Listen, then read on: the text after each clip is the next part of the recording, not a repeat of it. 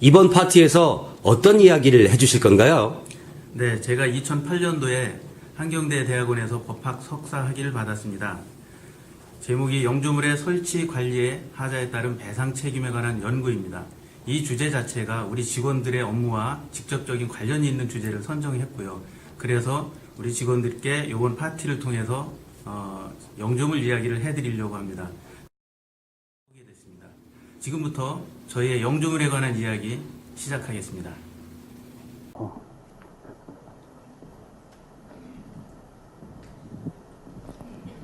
들어와야지.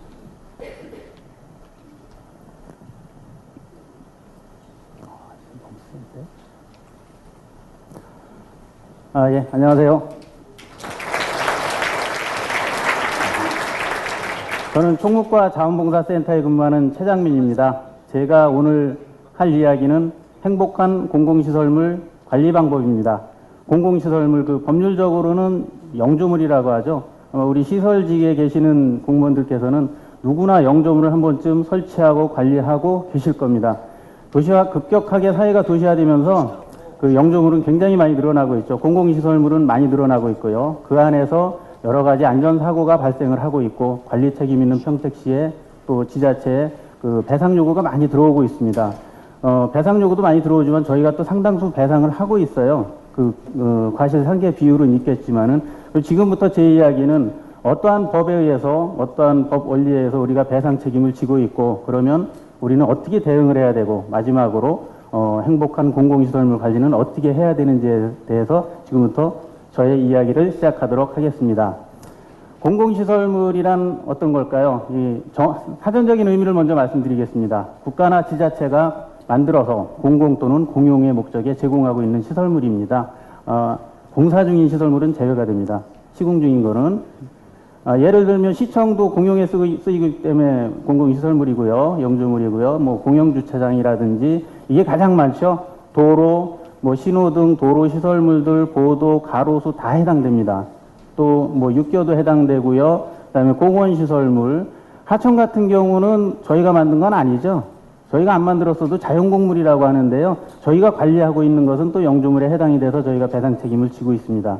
물론 저희가 만들어서 위탁을 준 시설도 해당이 됩니다. 자, 예를 한 세 가지 들어보겠습니다. 이제 보도 사진인데요. 보도에 맨홀 뚜껑이 있었는데 없어졌어요.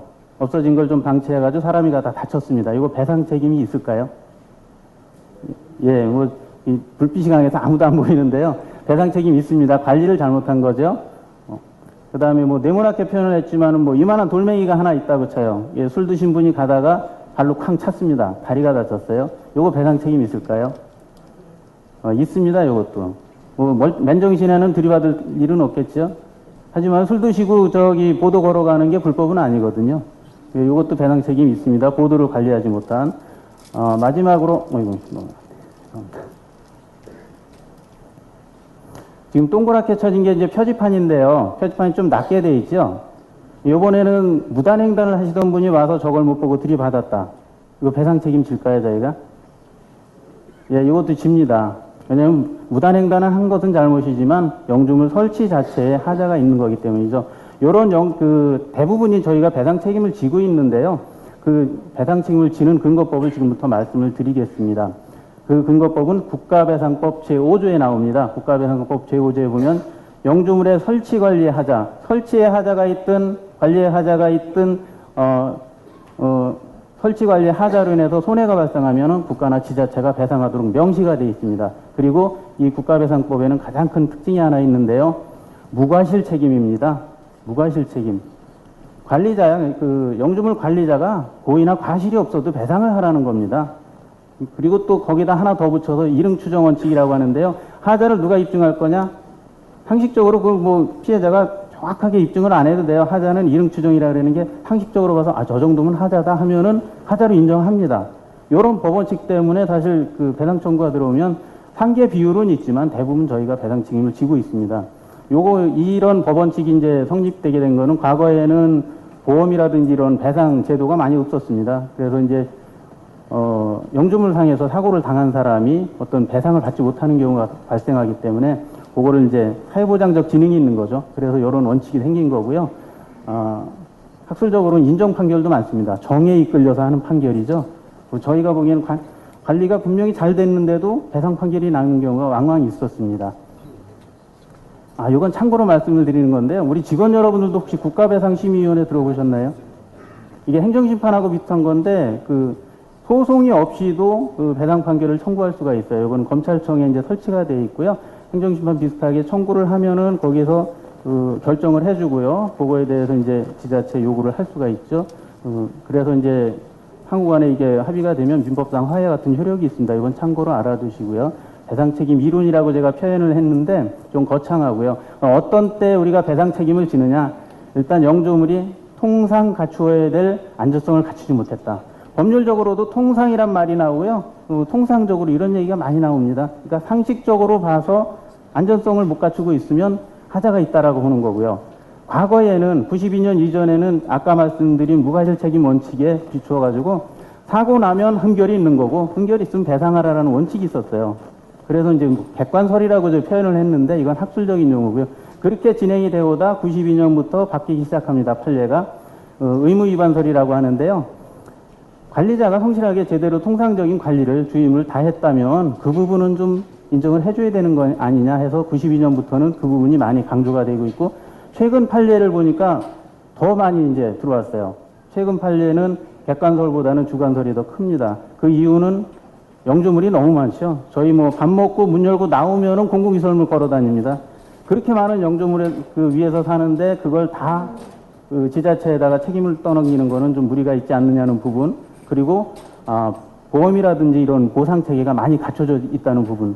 그래서 지금은 이제 의무위반설적으로 많이 최근 판례는 돌아왔습니다.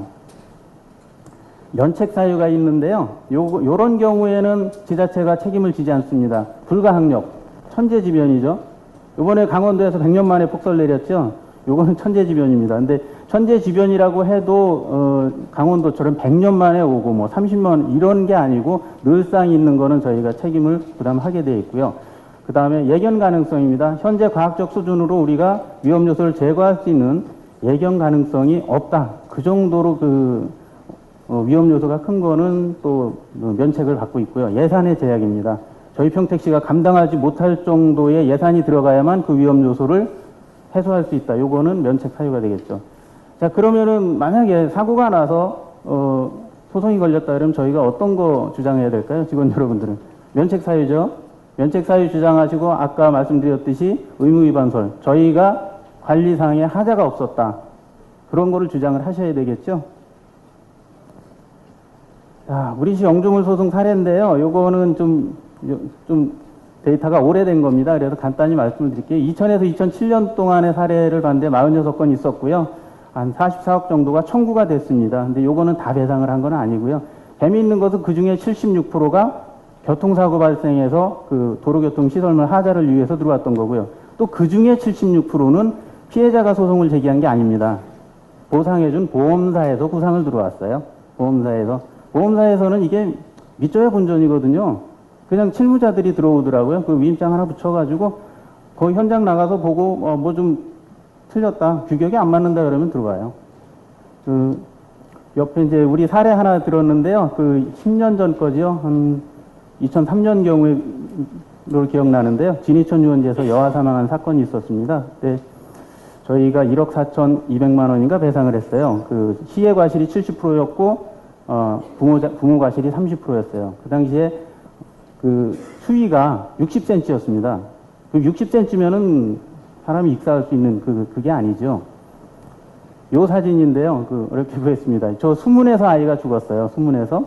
근데 지금 재판부에서 그 당시에 어떤 판결을 내릴 때 본 것이 그러면 관리자가 뭘 했느냐 이거죠. 저 수문 상태에서 아무것도 없었거든요. 지금 예시된 것처럼 저기에다가 수문에 가기 전에 안전띠를 설치했으면 어떻게 됐을까요?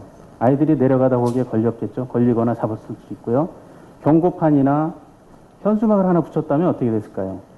제가 판례 연구하다 보니까요. 현수막 하나 붙이면 우리 시의 과실이 10% 떨어집니다.